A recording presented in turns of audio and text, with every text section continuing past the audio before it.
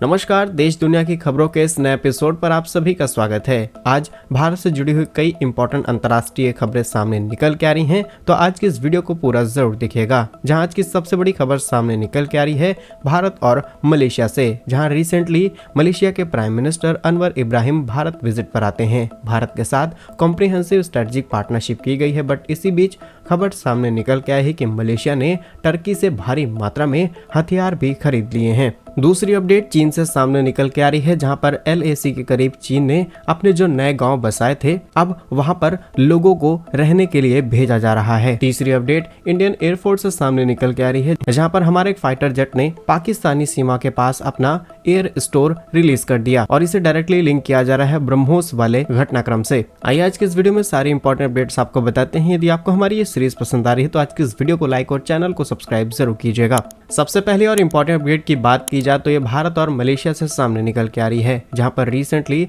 Malaysia के PM Bharat visit पर आते हैं और कुछ ऐसी इंपॉर्टेंट चीजों पर दोनों ही देशों ने समझौते किए हैं जिसका इंतजार एक लंबे समय से किया जा रहा था। जहां मुद्दे की बात यह है कि दोनों ही देशों ने कॉम्प्रिहेंसिव स्ट्रेटेजिक पार्टनरशिप को साइन किया है। भारत ऐसा देश है जिसने कुछ गिने चुने देशों के साथ ही इस तरीके की पार्टनरशिप को साइन किया है, जिसमें हम सिर्फ कुछ लिमिटेड चीजों की और टेक्नोलॉजीज को शेयर नहीं करते, बल्कि तमाम टेक्नोलॉजीज, तमाम नए इनोवेशन आपस में शेयर करते हैं। और सबसे इंपॉर्टेंट डेवलपमेंट जो हुई है उसमें पहला नंबर है UPI का, जहां पर भारत के UPI को इंटीग्रेट किया गया है मलेशिया के पे नेट के साथ, यानी कि अब ये दोनों ही पेमेंट सिस्टम आपस में लिंक हो जाएंगे। अगर इंडिया के लोग मलेशिया जाते हैं तो वो अपने UPI पेमेंट एप्लीकेशन का इस्तेमाल करते हुए वहां पर इजीली पेमेंट कर सकते हैं, और सेम इसी तरीके से अगर वहां से कोई भारत आता है तो डेफिनेटली बिना किसी चार्जेस के, बिना किसी टैक्सेशन के इजीली यहाँ पर पेमेंट की जा सकती है एक लिमिटेड अमाउंट में, और इसे काफी ज्यादा स्ट्रेटेजिक मूव माना जा रहा है डी-डॉलराइजेशन की तरफ। साथ ही मलेशिया का कहना है कि आज दोनों ही देशों के बीच में around $20 billion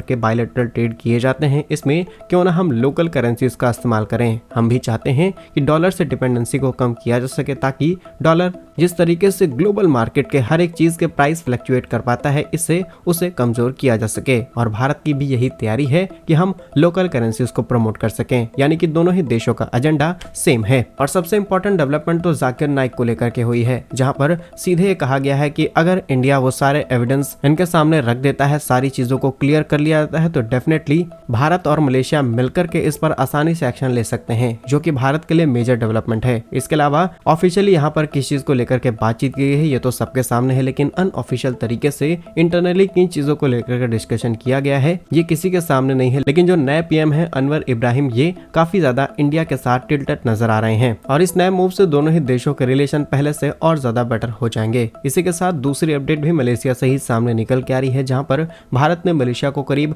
2 lakh tonne non basmati white rice export करने की अनुमति दे दी है। रिसेंटली भारत सरकार के नेशनल कॉर्पोरेशन एक्सपोर्ट्स लिमिटेड के माध्यम से मलेशिया को 2 lakh tonne in white rice को एक्सपोर्ट करने की अनुमति दी गई है। जैसा कि आप लोग जानते होंगे कि 20 जुलाई 2023 को भारत सरकार घरेलू आपूर्ति को पूरा करने के लिए गैर बासमती सफेद चावल को एक्सपोर्ट से पूरी तरीके से रोक देती है, और कुछ कंडीशंस में इनके प्राइस इतने ज्यादा बढ़ाए जाते हैं जिसकी वजह से डायरेक्टली या फिर इनडायरेक्टली इन्हें एक्सपोर्ट ना किया जा सके, क्योंकि वेदर कंडीशन भारत के हित में नहीं थे और प्रोडक्शन हमें इस बार मिनिमम देखने को मिला है, जिससे डोमेस्टिक खपत पूरी की जा सके, इसीलिए इनको रोका गया। लेकिन जैसा कि हम इन देशों के साथ रिलेशन स्ट्रॉन्ग कर रहे हैं, इसलिए समय समय पर इन्हें खाने पीने की चीजें भारत एक्सपोर्ट करता रहता है, और इसी के मुताबिक करीब 2 लाख टन चावल एक्सपोर्ट किए गए हैं। और सिर्फ मलेशिया नहीं बल्कि इसमें नेपाल, कैमरून, गिनी, मलेशिया, फिलीपींस, UAE जैसे तमाम देश शामिल हैं। लेकिन मलेशिया को लेकर के जो तीसरी इंपॉर्टेंट डेवलपमेंट सामने आ रही है वो है टर्की से ये हथियार बड़ी मात्रा में खरीदना शुरू कर चुके हैं। रिसेंटली फोर्ब्स की रिपोर्ट के मुताबिक इंडोनेशिया और मलेशिया वो देश हैं जो इस समय बिगेस्ट बायर है टर्की के मिसाइल्स और ड्रोन्स के। जहाँ एक तरफ भारत के साथ स्ट्रेटेजिक पार्टनरशिप की गई है, जिससे हम फ्यूचर में चाहे डिफेंस टेक्नोलॉजी हो या फिर अलग अलग तरीके के टेक्नोलॉजीज मिलकर के इन्हें डेवलप करें, एक दूसरे को टेक्नोलॉजी शेयर करें, और भारत जिस तरीके से डिफेंस प्रोडक्शन में आगे निकल रहा है इसमें हम मलेशिया को भी शामिल कर सकें। लेकिन आज सिचुएशन इस मामले में तो फिट नहीं बैठ रही है, क्योंकि ये लगातार टर्की से हथियार खरीद रहे हैं। आगे चल के ये चीजें कंट्रोल हो सकती हैं अगर भारत यहाँ पर अपनी और स्ट्रॉन्ग पकड़ मजबूत कर ले, और अगर भारत यहाँ पर अपनी पकड़ मजबूत कर लेता है तो डेफिनेटली हम हम टर्की को यहाँ से रिप्लेस कर पाएंगे। और ये सभी कुछ देखने को मिल रहा है भारत के जस्ट पड़ोस में, जिसे हम ग्लोबल साउथ कंसिडर कर सकते हैं। और यहाँ पर साउथ चाइना सी के अंदर चाइना जिस तरीके से लगातार खुद को ताकतवर कर रहा है, इन सभी देशों का एक साथ आना जरूरी है, तभी हम मिलकर के चाइना का मुकाबला कर पाएंगे। Already Japan, south Korea, Australia, ये सभी मिलकर के भारत के साथ खड़े हैं। ऐसे में ये जो छोटे छोटे देश हैं, इन्हें भी भारत अपने साथ लाने की कोशिश में है। अगर आप भारत की स्ट्रेटेजी से खुश हैं तो कमेंट बॉक्स में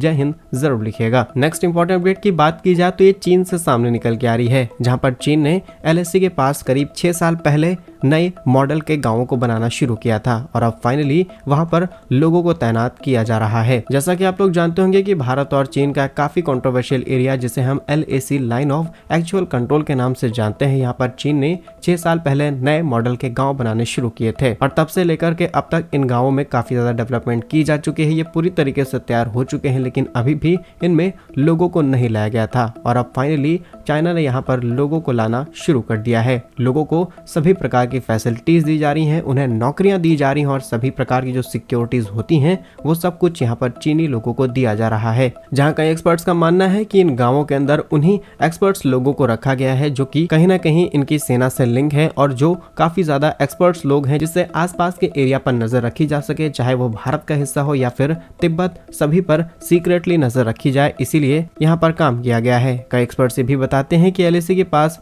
कई अंडरग्राउंड स्टोरेज भी बनाए गए हैं, जहां पर चीन ने कई प्रकार के हथियार ला करके रख लिए हैं। और ज्यादा डिटेल्स की बात की जाए तो ईस्टर्न सेक्टर की रिपोर्ट के मुताबिक चीन ने LAC के दूसरी तरफ करीब 630 मॉडल गांव बना करके तैयार कर लिए हैं। अब तक करीब 500 गांवों का काम पूरा हो चुका है, जहां चीन ने इसे जियाकोंग विलेज का नाम दिया है। और सिर्फ इतना ही नहीं, ये तो सिर्फ LAC है, बल्कि अरुणाचल प्रदेश की बात की जाए तो यहाँ पर भी 145 से भी ज्यादा नए मॉडल के गाँव बनाए जा चुके हैं और यहाँ पर भी चीन ने लोगों को तैनात करना शुरू कर दिया है। अब सैटेलाइट इमेजेस हो या फिर रियलिटी, सब जगह पर ये खबरें सामने आती रहती हैं। समय समय पर ये कंफर्म भी किया गया है, चीन पूरी तरीके से बॉर्डर्स को और ज्यादा मॉडर्न करने में लगा हुआ है। जरूरत है कि भारत को भी इसी लेवल पर काम करने दिया जाए। बाकी चीन की इस तैयारी पर आप क्या सोचते हैं, कमेंट्स में जरूर बताइएगा। नेक्स्ट इंपॉर्टेंट अपडेट की बात की जाए तो इंडियन एयरफोर्सेस सामने निकल के आ रही है, जहां कल ही ये खबर सामने निकल के आई कि इंडियन एयरफोर्स का एक फाइटर जेट अचानक से या फिर कहें किसी दुर्घटना के चलते फाइटर जेट में लगा हुआ, जिसे हम एयर स्टोर के नाम से जानते हैं, यानी कि वो पर्टिकुलर जगह जो कि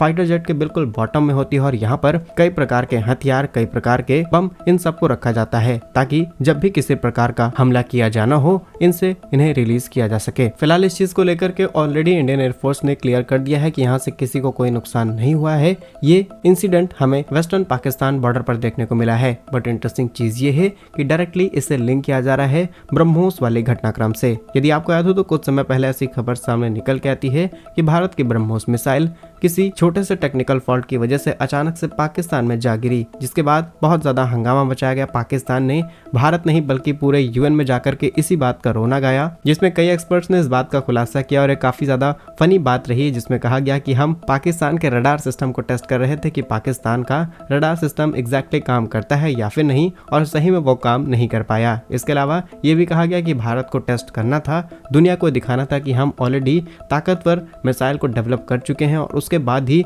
धमाधम भारत को ऑर्डर आने शुरू हो गए। अब ऑफिशियली इन चीजों को एक्सेप्ट नहीं किया गया है, ये सिर्फ जो एक्सपर्ट्स हैं वो बता रहे हैं, लेकिन भारत ने यहाँ पर भी न्याय को प्रायोरिटी दी और जिन लोगों ने यहाँ पर टेक्निकल फेलियर किया था उन्हें सस्पेंड किया गया था। लेकिन आप इस पूरे घटनाक्रम पर क्या सोचते हैं, कमेंट्स में जरूर बताइएगा। बाकी आपको वीडियो अच्छा लगा है तो इसे लाइक और चैनल को सब्सक्राइब जरूर कीजिए। वंदे मातरम, भारत माता की जय।